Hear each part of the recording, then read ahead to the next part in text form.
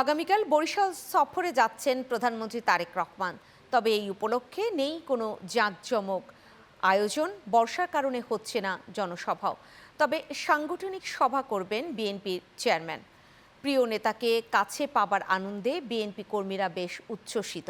বরিশাল থেকে সুকান্ত চন্দ্র হাওলাদারের প্রতিবেদনে বিস্তারিত।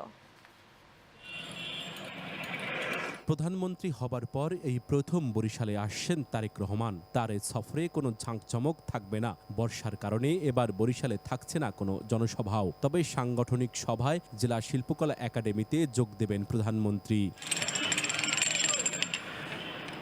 এই সফরকে ঘিরে বরিশাল সহ গোটা দক্ষিণাঞ্চলে ব্যাপক উৎসাহ, উদ্দীপনা ও প্রত্যাশার সৃষ্টি হয়েছে। এখানে একটি ইপিজেড করা হয় তাহলে অসংখ্য নারীদের সেখানে কর্মসংস্থানের ব্যবস্থা হবে।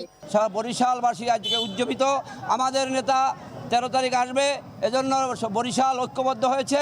এর মধ্যে নগরীর বিভিন্ন এলাকায় বিএনপি, যুবদল, স্বেচ্ছাসেবক দল, শ্রমিক দল ও ছাত্রদল সহ অঙ্গ সংগঠনের উদ্যোগে আনন্দ মিছিল, প্রচার কার্যক্রম ও গণসংযোগ চলছে। দলীয় কার্যালয়গুলোতে বিরাজ করছে উৎসবমুখর পরিবেশ। বরিশাল মানে বিএনপি, এরকম একটা কথা কিন্তু আছে, যার জন্য আমরা সবাই খুবই আনন্দিত। সফরকে সফল করতে ইতিমধ্যে প্রশাসনিক ও রাজনৈতিক প্রস্তুতিও সম্পন্ন হয়েছে। বৃক্ষরোপণ কর্মসূচিগুলো উদযাপন করবেন। এরপরে হলো সর্বস্তরের মানুষের সাথে উনি আমাদের যে এখানে শিল্পকলা একাডেমি আছে, সেখানে যে ভবন আছে, সেখানে বসবেন। এবারের সফরটা মূলত বৃক্ষরোপণকে কেন্দ্র করেই উনি করছেন এবং অবশ্যই দলের গুরুত্বপূর্ণ নেতাদের সঙ্গে এবং দক্ষিণ অঞ্চলের জনপ্রতিনিধিদের সঙ্গে তিনি দক্ষিণ অঞ্চলের উন্নয়ন নিয়ে কথা বলবেন। স্থানীয়দের প্রত্যাশা, বৃক্ষরোপণের মধ্য দিয়ে পরিবেশ সংরক্ষণের বার্তার পাশাপাশি এ সফর বরিশালের উন্নয়ন ও রাজনৈতিক কর্মকাণ্ডে ইতিবাচক নতুন মাত্রা যোগ করবে।